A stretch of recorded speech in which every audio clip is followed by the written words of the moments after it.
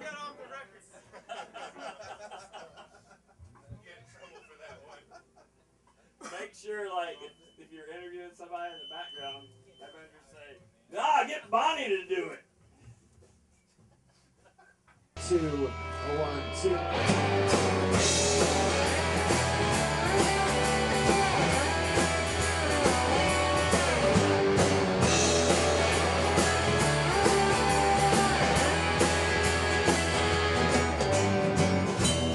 All my nightmares, they surround me. They kick and scream, and they call my name. It seems to me that there's no one out there, but there's always someone to blame. 2, 1, 2, 3,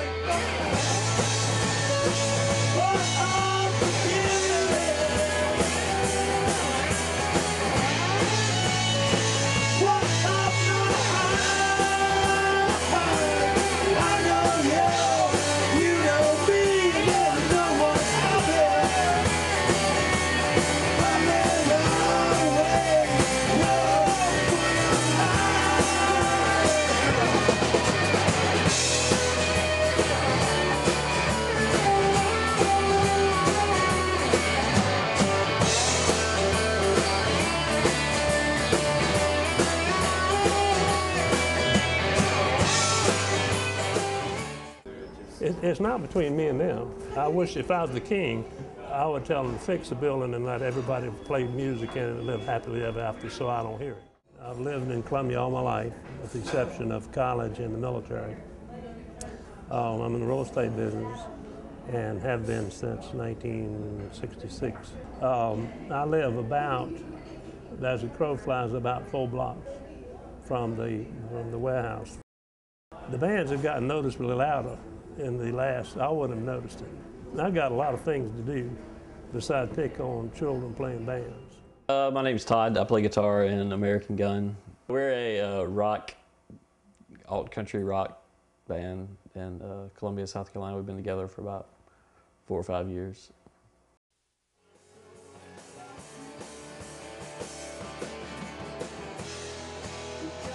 Yeah, I think it's really, it sucks. I mean, that was my quote, I think, in the state paper was, "It sucks." Some lady spent 20 minutes talking to me. But anyway, yeah, I think it's really bad. I mean, I've been down there for 10 years probably in different bands. Yeah, I mean, when I first heard about Judy or whatever in the articles and stuff that I read, he was complaining about noise, but now if you switch to the fire hazard thing, I'm like, well, what the hell do you care? You're not down there practicing. This warehouse basically is nothing but a small 5-point sitting down there. It violates, as I know it violates every DHEC rule, it violates fire rules, it violates the setback rules, it violates the building rules. And so, you know, it sounds like I'm some big bad wolf coming to eat the little angel when I complain about it, but basically it's been illegal for 20 years. And so they finally got caught.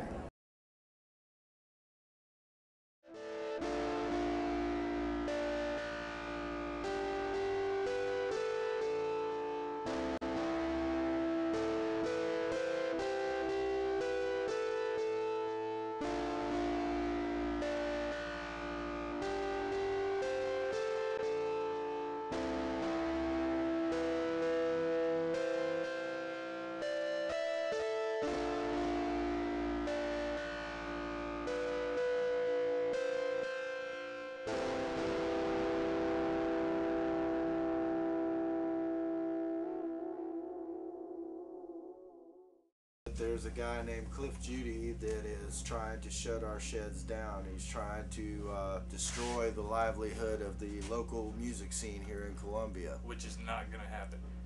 No.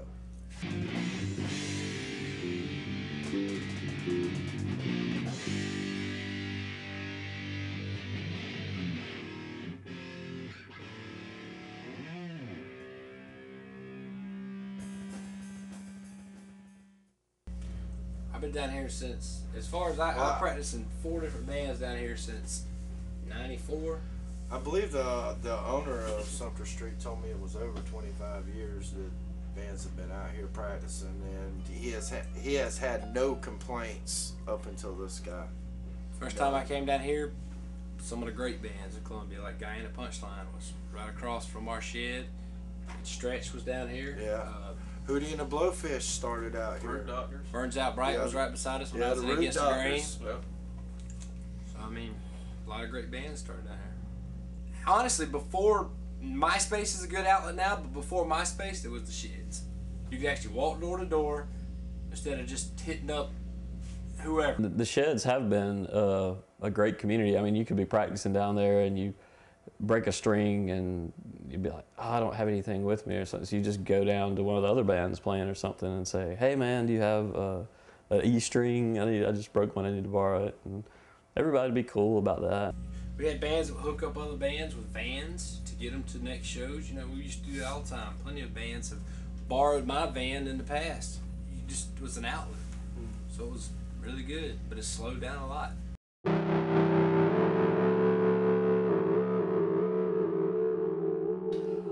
The first thing we heard was we just had a little note stuck in the door saying that they were gonna basically shut down. I guess it was in the end of October or something like that, it seems like.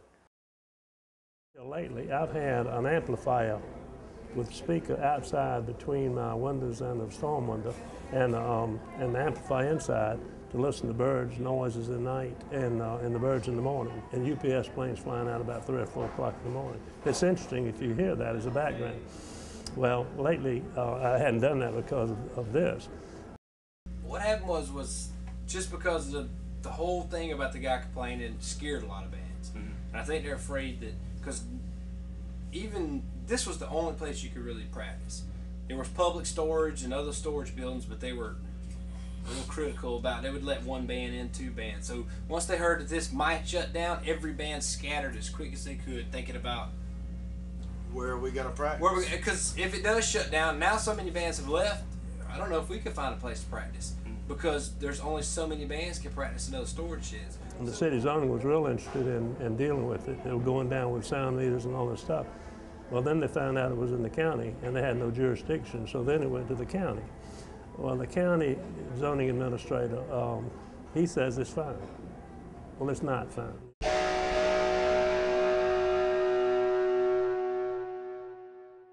So, I want them shut down or fix it.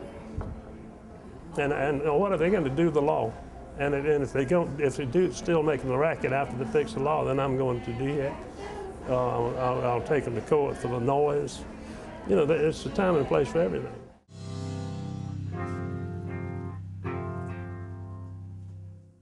I think we'll still find something. We'll find somewhere underground to go. There's always loopholes to everything. Because I think the more people cry out, the more you can find something else. I think we would find something else, but we don't want to. We've worked with the owner. Don't play after 10. We've done all that. I wouldn't even care if it was after 8. Or, you know, I guess just everything go back. It'd just be better if it was all the bands were back. Like I say, like you see a lot of the bands down there. You see people you hadn't seen in a while hanging out and playing.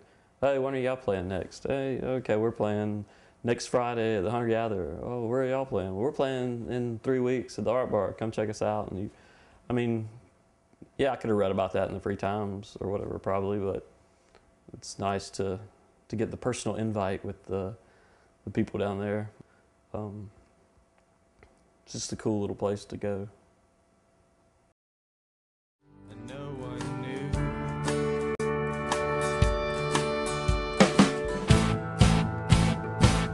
So tell me what you see when you look at me. Well, there's no place to go. Well, you're lost, but now you can go home.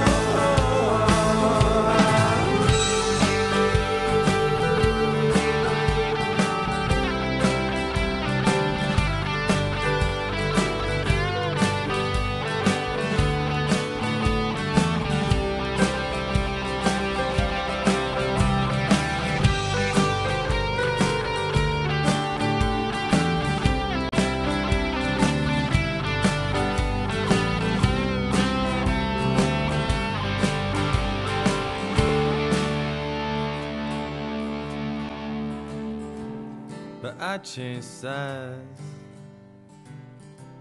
I changed my mind.